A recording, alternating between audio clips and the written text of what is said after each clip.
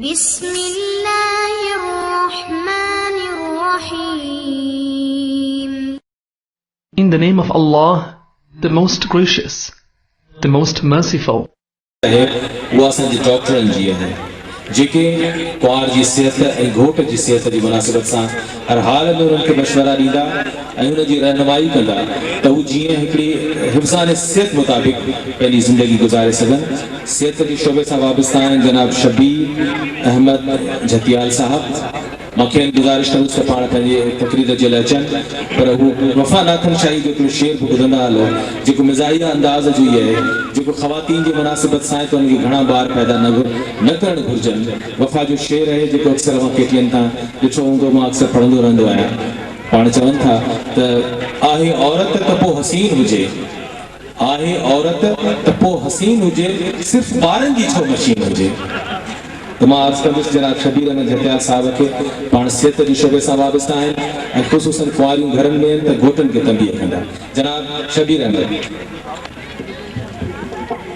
पंहिंजे तरफ़ खां ऐं जेके बि हिते वेठल दोस्त आहिनि, महिमान आहिनि, उन्हनि जे तरफ़ खां पंहिंजे नौजवान भाउ घोटनि खे ऐं सभिनी कुंवारनि खे जेके नई ज़िंदगी जी शुरूआत करे रहिया आहिनि उनके दिल जी गहराइनि सां मुबारकबाद थो।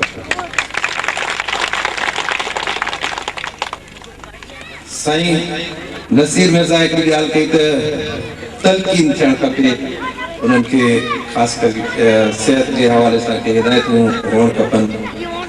अॼोके ॾींहुं त ॾाढो गैर मुनासिब ऐं शायदि अनप्लीज़ेंट हुजे, पर तंहिं हूंदे हिकिड़ी ॻाल्हि जो ज़िक्र करियां त असांजे आम तौर सां जेके ॿाहिरि आहिनि पाकिस्तान जा या ॿिया किथे, उहे ईअं था सम्झनि त शायदि घटि ॿार पैदा करणु उहो ख़ुदा जी मर्ज़ीअ में मुदाख़लत आहे ऐं उहो त गुनाह आहे। पर इस्लामी दुनिया जी सभ खां वॾी दरसगाह अज़हर यूनिवर्सिटी जेका मिस्र में आहे, जिते वॾा वॾा इस्लाम जा जयद मुफ्ती हुजनि था, तंजी इहा फतवा आहे त जेको नस्ल जेके ॿार तव्हां आणणु चाहियो था उन्हनि जे आईंदे जो बि फ़िक्र हुअणु खपे त छा तव्हां उन्हनि खे तालीम ॾेई सघंदव, छा तव्हां उन्हनि खे मुनासिब ख़ुराक ॾेई सघंदव। जेकॾहिं इहा प्लानिंग थी कजे त इहा प्लानिंग यकीनन नबी साईं जी ज़िंदगी में बि हुई। उन पंहिंजे साहिबनि सां इन क़िस्म जूं ॻाल्हियूं कयूं हुयूं जेके अव्हांखे हदीसनि जे मुख़्तलिफ़ किताबनि में मिलंदियूं। तंहिंजे करे आउं इहो चाहींदुसि त जेके दोस्त आहिनि उहे इहो ज़रूरु सोचनि त ॿारहं जेके मुस्तक़बिल में ख़ुदा कंदो अव्हांजी कुंवारनि जी झोलियुनि में गुल टिणंदा, उन्हनि में हिकिड़ो मुनासिब वक़्फ़ो हुजे। इहो वक़्फ़ो इन जी जेका ॻाल्हि आहे सा अॻ में थी आहे, असांजे इस्लाम में जाइज़ आहे। असांजे मुफ़्ती साहिबान जेके आहिनि सो उन्हनि जे लाइ बि ॻाल्हि करे चुका आहिनि। तंहिंजे करे इन हिसाब जी जेका ॻाल्हि आहे उन सां अव्हां जूं ज़िंदगियूं, अव्हांजी कुंवारनि जूं ज़िंदगियूं, अव्हां जूं सिहत, अव्हांजे ईंदड़ ॿारनि जी सिहत मुनासिब रहंदी ऐं उन क़िस्म जूं तजवीज़ूं, उन क़िस्म जूं ॻाल्हियूं करणु ॾाढो सुठो रहंदो, ॾाढी सिहतमंद ॻाल्हि रहंदी। जेकॾहिं अव्हां सभई भाइर ऐं अव्हांजूं कुंवारूं जेकॾहिं मुख़्तलिफ़ मुनासिब वक़्तनि ते मुख़्तलिफ़ डॉक्टरनि खां या जेके पैरामेडिकल जूं ख़वातीन आहिनि उन्हनि खां सलाह वठंदा रहो। ॿी ॻाल्हि जेका आउं करणु चाहींदुसि मुख़्तसरन ही त तक़रीबन 1-2 महीनो अॻु में हिते इलाही सारियूं शादियूं थियूं, इलाही सारा काज थिया ऐं तमामु घणियूं ख़ुशियूं मल्हायूं वेयूं। यकीनन माण्हुनि खे ख़ुशियुनि मल्हाइण जो हक़ु आहे ऐं जेके तक़रीबूं थियनि थियूं उन्हनि खे हक़ु आहे। पर हिकिड़ी ॻाल्हि इहा ॾिठी वई त जॾहिं हूंद वारनि माण्हुनि तमामु वॾा वॾा काज थी कया त ग़रीब माण्हुनि आसमान ॾे उहे ॾिठा थिए त इहो एॾो फ़र्क़ु छो आहे। आउं सम्झां थो त शेख साहिब जेका अॼोकी तक़रीब कई आहे, जेके हेतिरा सारा घोट आंदा अथई, उहो जेको तबक़ाती जेको वॾो फ़र्क़ु पियो थिए त हिकिड़ा माण्हू तमामु वॾा क़ाइद करे सघनि था ऐं हिकिड़नि माण्हुनि जूं जुगनि में शादियूं थी सघनि थियूं, अहिड़ा पंहिंजूं अहिड़ियूं महफ़िलूं मुनक़िद नथियूं थी सघनि त अॼोकी सादी जेका ऐं पुरवकार जेका महफ़िल शेख साहिब रिथी ऐं उनजे दोस्तनि जेके कराची में आया आहिनि जिन ॿियनि हिननि जी मदद कई आहे, इहो तमामु ज़बरदस्त इनक़लाबी क़दम आहे। ऐं मुंहिंजे ख़्याल में जेको मौलवी अहमद साहब अली अहमद साहब ॻाल्हि पई कई इस्लाम ख़ुदि हिकु इनक़लाब आहे त उन इनक़लाब जूं जेके ॻाल्हियूं आहिनि से इन क़िस्म जूं थी सघनि थियूं जिते ग़रीब ऐं अमीर जो फ़र्क़ु ख़तमु कयो वञे, जिते इन क़िस्म जा फ़ुज़ूलियात न कयूं वञनि जो ग़रीब माण्हुनि में अहसास कमतरी पैदा थिए। यकीनन ख़ुशियूं मल्हाइणु सभिनी जो हक़ आहे, पर अहिड़ियूं ख़ुशियूं बि न हुजनि जेके ॿियनि माण्हुनि में हिकिड़ो अहसास कमतरी करे विझनि ऐं उन्हनि खे इन पासे ॾांहुं मोकिलनि त छाकाणि त असां वटि वसीला कोन्हनि, छाकाणि त असां वटि पैसा कोन्हनि, तंहिंजे करे असीं काज नथा करे सघूं।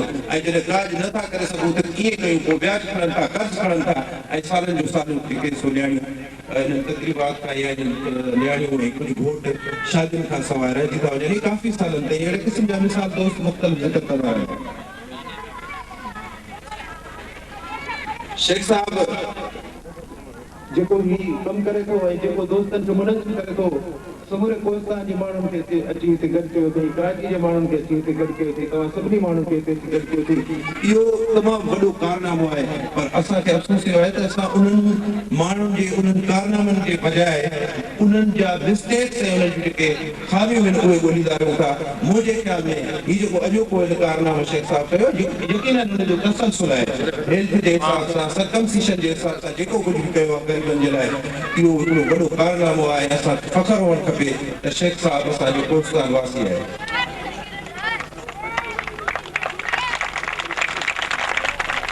यकीनन तव्हां घणो इंतज़ार बि कयो आहे, पर हिकिड़ी ॻाल्हि मौलवी साहिब पंहिंजे वाइद में कई पई त इस्लाम जे अचण खां अॻु में ऊदह हुई, ज़ुल्म हुया ऐं हिकिड़ा वॾा प्रॉब्लम हुया समाज में, त आउं हीउ चवंदुसि त इहे बेशक उहे हुया, पर उन्हनि जा असरात अॼु बि असांजे समाज में आहिनि। अॼु बि असांजे समाज में ग़रीबनि सां ज़ुल्म थिए थो, अॼु बि असांजे समाज में मुख़्तलिफ़ बहाननि सां उन्हनि जी हक़ तलफ़ी थिए थी। त अॼु जे दौर ते बि ॻाल्हायो वञे त कहिड़े नमूने सां तव्हां ऐं असां गॾिजी सघिजी इन माण्हुनि जा इन ज़ुल्म जो जेको ऐं इस्तिफ़साल जो जेको सिस्टम आहे उनखे कीअं घटाए सघूं था। साईं ॻाल्हि कई त ख़ुदकुशी हराम आहे, यकीनन ख़ुदकुशी हराम आहे, पर आलिम साहिबनि खे इहा ॻाल्हि बि करणु खपे, उन्हनि ते फ़र्क़ु थो थिए त उहे माण्हू जेके बेगुनाह माण्हुनि ते बोलो ॿधी हमिलो कनि था ऐं ख़ुदकुशियूं कनि था या उनजी बि मज़म्मत करणु खपे, ईअं चवणु खपे त उहे ख़ुदकुश हमला इस्लाम जे ख़िलाफ़ आहिनि, हराम आहिनि। तव्हां सभिनी जी महिरबानी।